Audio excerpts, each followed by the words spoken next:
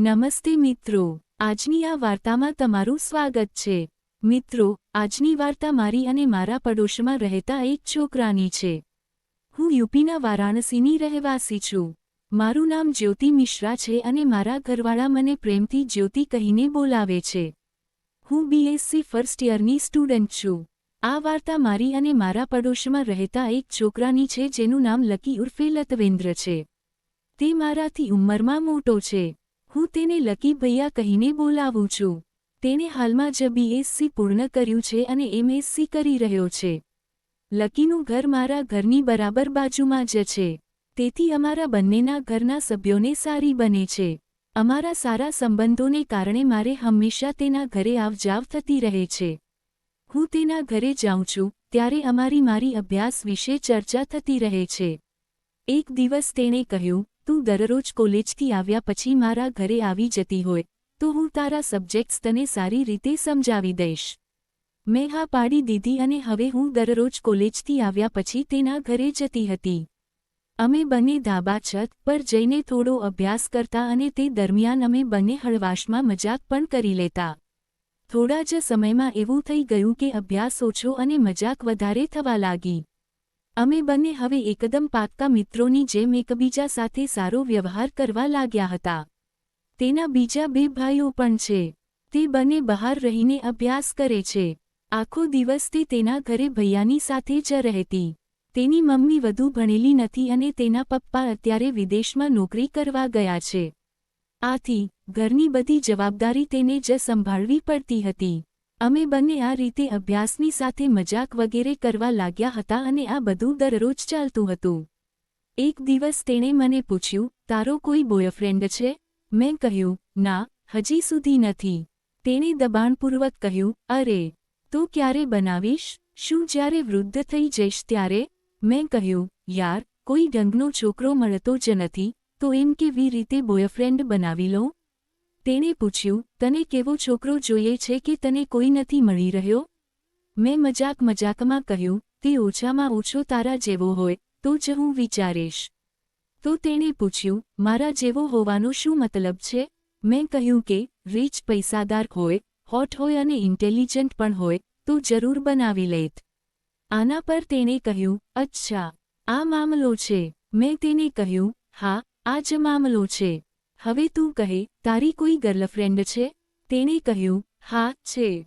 તો મેં કહ્યું, તું તેને મળે છે? તેણે કહ્યું, યાર, વાત તો થઈ જાય છે પણ મળવાનું નથી થઈ શકતું। હાલમાં તેને મળીએ 4 મહિના થઈ ગયા છે। ત્યારથી અત્યાર સુધી અમે મળી શક્યા નથી। મને બહાર જવાનો સમય જ નથી મળતો તો ક્યાંથી મળું? મેં પૂછ્યું, અચ્છા, કહે તો ખરો, તેની સાથે ક્યાં ક્યાં ફરવા ગયા છો? તેણે કહ્યું, યાર, હું તેને લઈને તો ઘણી વાર ગયો પણ ફરવાનો સમય જ ન મળ્યો। મેં કહ્યું, આનો શું મતલબ થયો? જ્યારે સાથે જાય છે તો તું બીજું કેવું ફરવા માગે છે?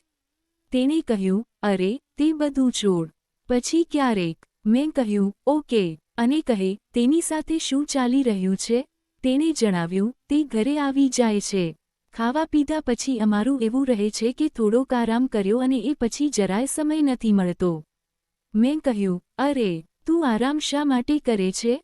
તે જ સમયે ફરી લેવું જોઈએ ને? તેણે કહ્યું, જ્યારે તારો બોયફ્રેન્ડ હશે અને તું તેને બહાર ફરવા લઈ જઈશ ને ત્યારે બધું ખબર પડી જશે કે આરામ શા માટે કરવો પડે છે।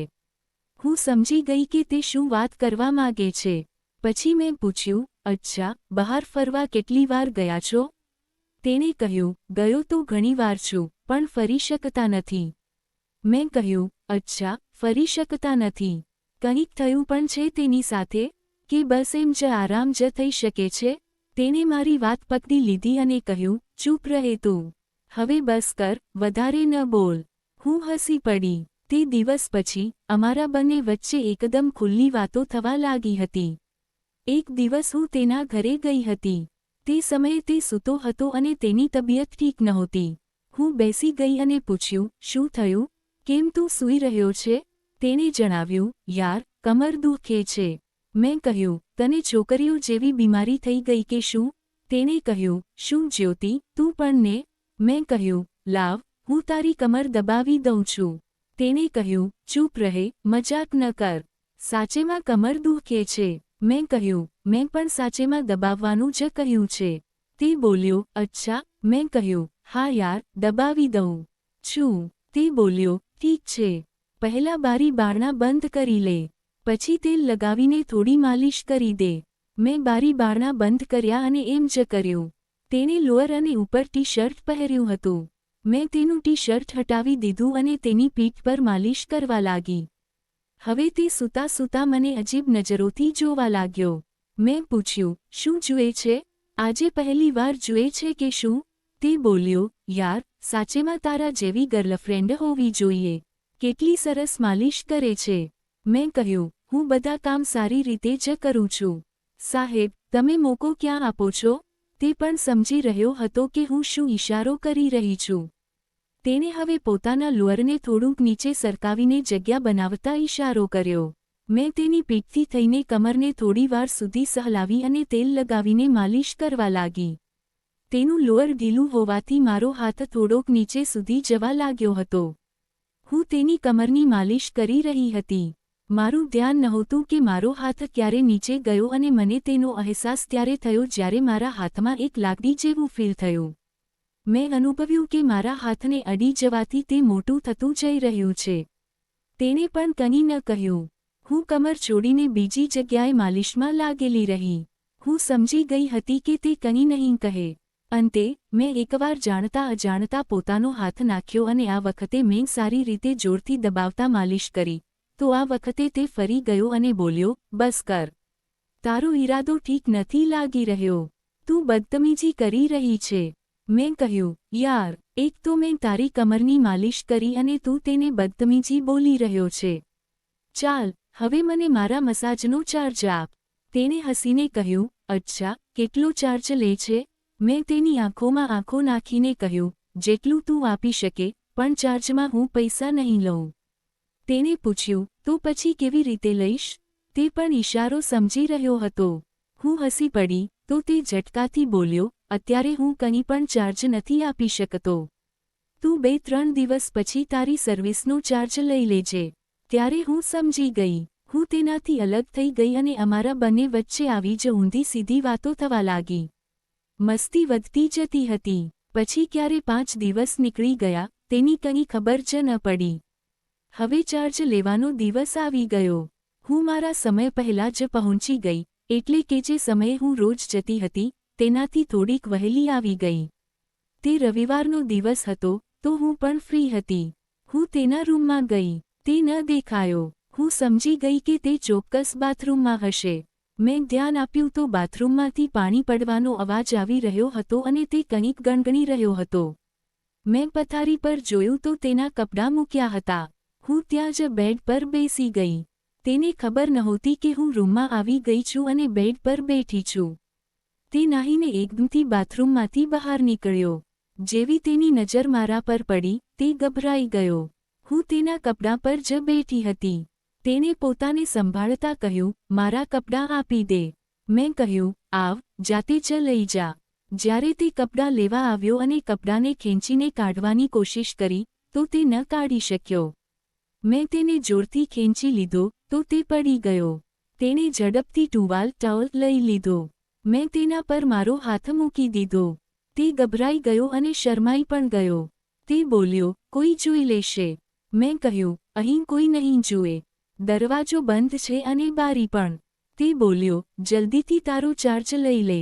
નહીં તો કોઈ બીજો તારી જગ્યાએ આવી જશે. મેં આ સાંભળતા જ મારું હાથ લગાવી દીધું. તે બોલ્યો, પાગલ છે તું. મેં તેની વાતને અનસુની કરીને લાગી રહી. તે પણ હવે પૂરા મૂડમાં આવી ગયો હતો. તે એ જ ટુવાલથી પોતાને ઢાંકવા લાગ્યો. થોડી વાર પછી, મેં તેને ફરી મારી પાસે ખેંચ્યો. તે બોલ્યો, જ્યોતિ, પાગલ છે કે શું? મેં પૂછ્યું, તારી ગર્લફ્રેન્ડ કેવી છે? તે બોલ્યો, યાર, તેનું ન પૂછ. બધું તો બેકાર છે. તે સારી હોત, તો તને ચાન્સ કેમ મળત? મેં કહ્યું, મજા આવે છે? તે બોલ્યો, હા, બહુ મજા આવે છે. હું કામ કરવા વાળી હતી.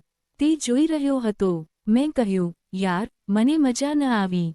મારો ફરી મૂડ બની રહ્યો છે. તે બોલ્યો, તો હવે શું કરવાનું છે?